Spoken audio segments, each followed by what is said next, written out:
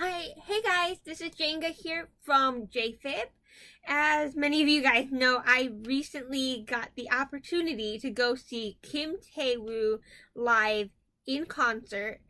And if you don't know who he is the lead vocalist from the first generation Korean idol group, G.o.d, and he is also considered one of the most talented male vocalists from South Korea.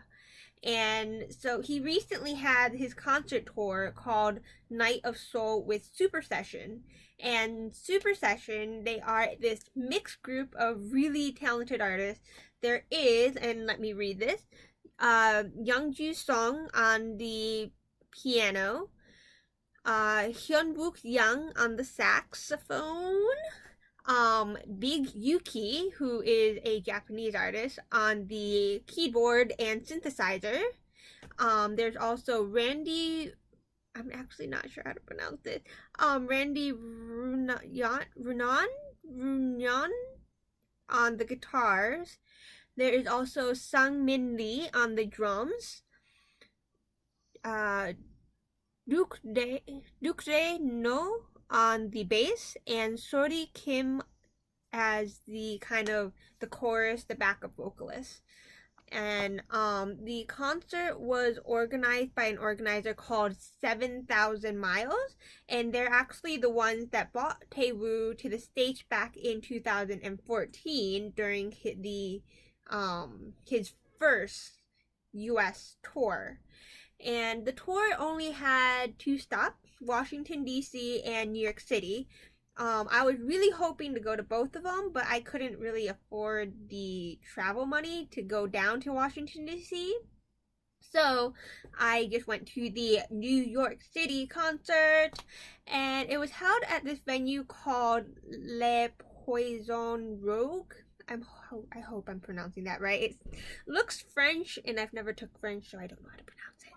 And it was not actually like in the city, like, you know, the usual K-pop venues, but it wasn't really that out of the way either. It was pretty easy to go to, I think. And it was like this nice cozy little venue. It's not like this huge place like I'm used to from covering other concerts. Like just for a comparison, this venue has a capacity of 700 people. The most commonly used venue for other Korean concerts that I've gone to is the PlayStation Theater, and they have a capacity of 2,100 people. So just a little comparison for you. That's like, the PlayStation Theater is like 3 times the size of this venue. So yeah, it was kind of small, but it was really nice. Like, it had a nice warm kind of feeling. They had red and blue lights on, and they had like these tables and chairs, and they also had like the higher tables and chairs. I think they're called like bar chairs. No, they're not called bar stools, but you know what I'm talking about, the kind of higher long tables and chairs. And off to the side, they also had like a little bar area where you could get drinks, and you could even get food. Like during the concert, when I was towards the back, I saw people at the table, they just had food. There's someone with like chips, and I think someone had a hamburger or something, and they had drinks, alcoholic and non-alcoholic. And like, I was kind of tempted, you know, to just get a little drink, but you know, I was kind of working, so I'm like, you know, maybe it's a good idea to not drink on the job. But yeah, the beginning was a little unorganized. Not like the concert itself, just like kind of getting in, trying to figure out where I'm supposed to go. Because like, okay, just before I continue, I just want to say that this is pretty much my only complaint about the organization of the concert. Like, it's not anything major, but like, you know, we got it all figured out, and you know, all was well in the end. So that, I guess that's the important part. But you know, the organization could have been better. Anyway, confession time. Before this concert, I didn't really know anything about Kim Tae-woo. Like, I know that he was from G.o.d, and like, of course I know G.o.d. Like, G.o.d is one of the most popular first generation Korean idol groups. So you're like, you can't be in K-pop, you can't like be a fan without having heard of them. They're first generation. Like, you don't even have to like them, you don't even have to follow them. You have to know they exist. And yeah. So I didn't know what to expect. I had no idea I was in for. I don't know what his music sounds like. I don't know what his voice sounds like. I don't know what kind of vibe was gonna be happening up in the venue. But I was really pleasantly surprised. Like, when he took the stage with Lonely Funk, I was kind of like blown away. Not in that, oh my god, this man is now my bias and I am completely floored kind of way, but like, it was really, really nice. And of course, it really doesn't hurt that I like that kind of music, kind of that jazzy soul feel, kind of funky like, and funky not in the let's lose our minds and turn up in this club kind of way, but like, you can't help but to kind of move and groove to the music. You can't stand still. You try standing still to this music, for real. And he followed that up with Friday Night and Hi Hi, after which he kind of talked a bit, kind of did a little introduction, introduced Super Session, introduced himself, and it was just so nice and relaxed. I was just like, why can't all concerts be like this? It was just so chill and relaxed, and of course fans were like screaming, but they weren't like screaming bloody murder. And like, he was talking to the fans, he was interacting with them. He pointed out a couple of people that were just completely turning up during the first few songs. I think she pointed out this one other girl who had like the same birthday as him or something, and it was just so intimate, I guess, and it was just so nice. And like, I wonder if fan meets are like this, because I've never been to a fan meet, but I've gone to concerts, and concerts are not like this. Concerts are crazy. This was not crazy. After that, he also did some slower songs with like Lately, and then She Lovely, and then she even did this beautiful duet with Super Session Sorry Kim called When I Fall in Love. It was beautiful.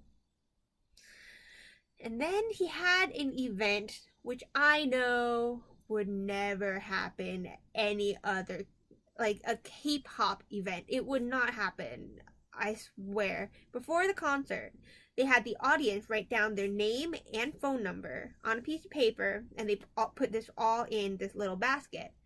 And at this time, Kim Tae-woo picked out one of the piece of papers, and he dialed that phone number.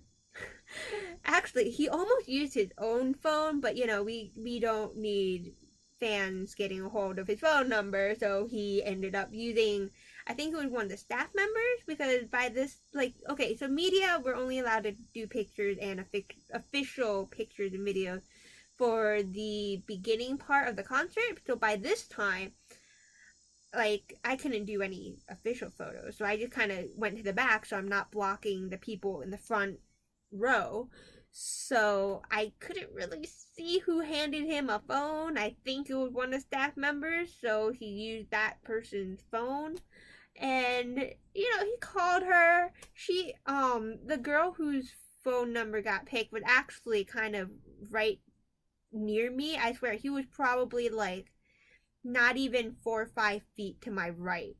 And they had a little conversation in Korean, so I couldn't understand what they said, but she was just, going off fangirl, like, oh my god, And it was kind of cute. And he had her go on the stage and he serenaded her with this song called Two of Us. And it was quite cute because he even had her take out her phone and was like, you have to film this because no one else is going to get this kind of video footage. And he stood like right in front of her with his back to the audience for the first part of the song. So he is singing directly at her phone. If she was like a major fangirl, I do not know how she was not just dead from this experience. And after that, she kind of, made her way back somehow. And cue intermission and change of clothes.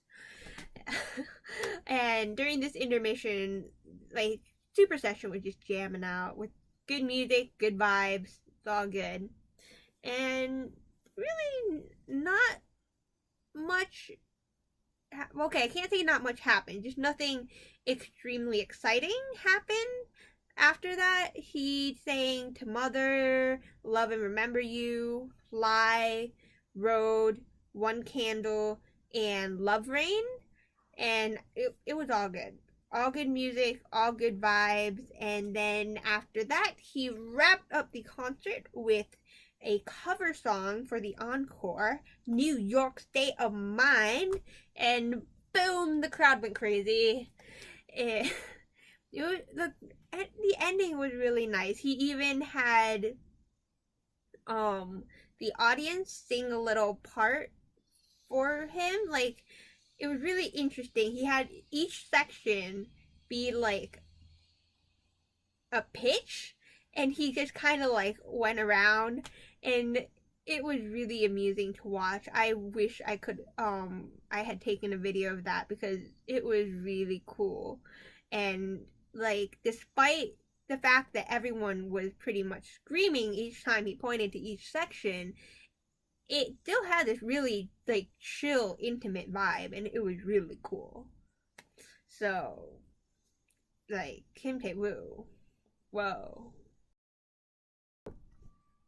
My conclusion for this concert is that all in all, the concert was absolutely amazing. Kim Taewoo was amazing. Super Session was amazing. Everyone sounded amazing.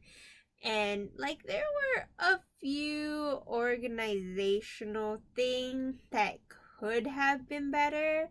Mostly minor, nothing, like, too major. But, yeah.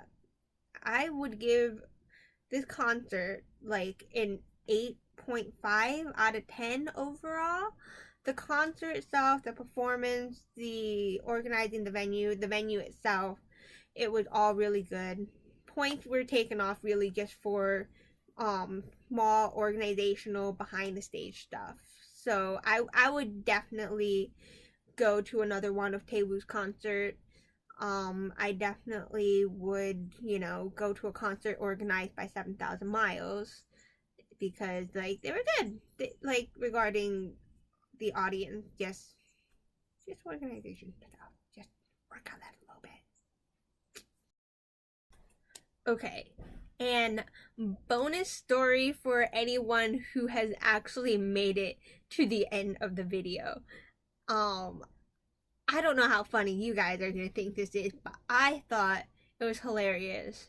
I didn't think it was hilarious at the time, but afterwards, it was pretty funny. And my friends obviously think it's super hilarious because, like, yeah.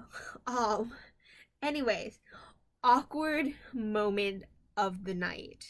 So, as I mentioned in the video, this venue is kind of small. There's only a 700 people capacity. So, the stage, if you've ever gone to a concert and been at the front row, like at the bar, at the gate, there's this little bit of space between the gate or bar or whatever and the stage.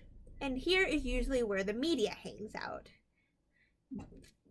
This, for usual concerts, the stage is maybe like head level on me because I'm kind of short. I'm only 5 foot tall. But here, the stage was like so about up to my knee. So, and when I'm kneeling down, the stage is legit like right here. And then you have the speaker right here.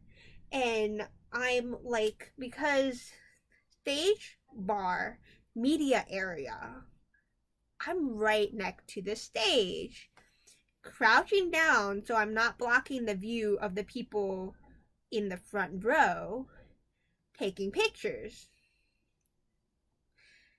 I don't know if he was supposed to do this.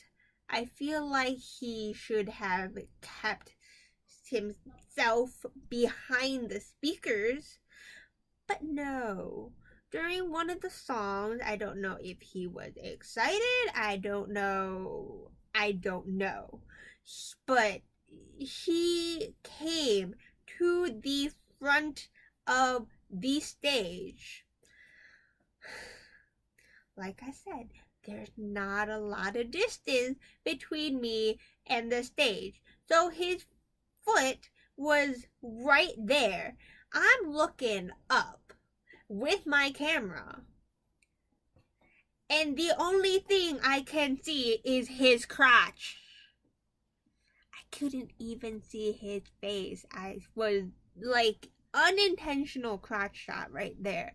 Like I was not looking to take this picture. It was very, very awkward. I stopped taking pictures and I looked away because like I can't even see the dude's face.